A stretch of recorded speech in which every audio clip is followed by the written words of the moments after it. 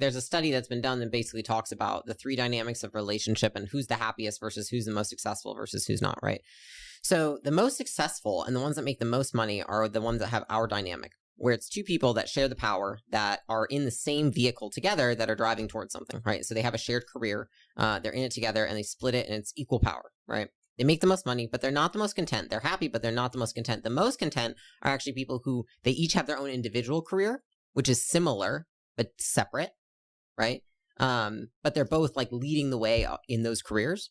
And then the last one are the people who are the most content, but make the least amount of money and impact, which is one person is the dominating force, and the other person is like the assistant or supporter. More content for sure, less money and impact.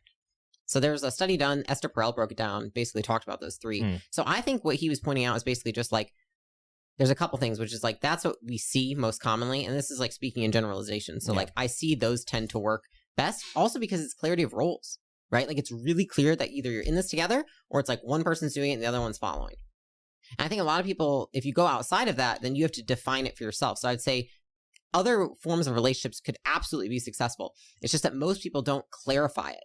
Like, most people don't clarify what our relationship is. What are the rules of this relationship game? And if we're not picking one that's off the shelf, what's it going to be? And a lot of people don't take the time to decide, like, are you a want match for me? Like, is what I want and what you want, are they the same thing?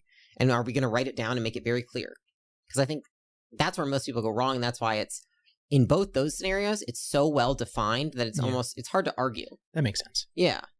So I do think that that is probably, I agree with what he's saying. We talk about it a lot because we're like, we also recognize that like our relationship is not like most. And I think it's honestly just a unique situation in which like we met under weird circumstances. We're both kind of odd people and like have different, things that we're like interested in. And we just work. And I don't think that our relationship advice should apply to everybody, like at all. In fact, I think it applies to less people.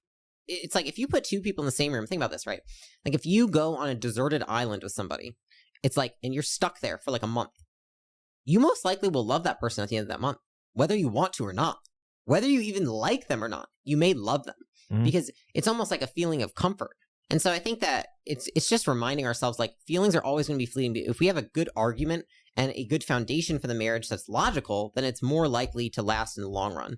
And so it's also, I guess, it'd be like, what is your goal? Some people don't care about being married forever or like for the rest of their lives. And like a lot of people don't. I know a lot of people are like, Leila, I don't jive with that. And so I'm also speaking in terms of like, if you want to be married for a long time, I've done a lot of research on that. I've read a lot about it.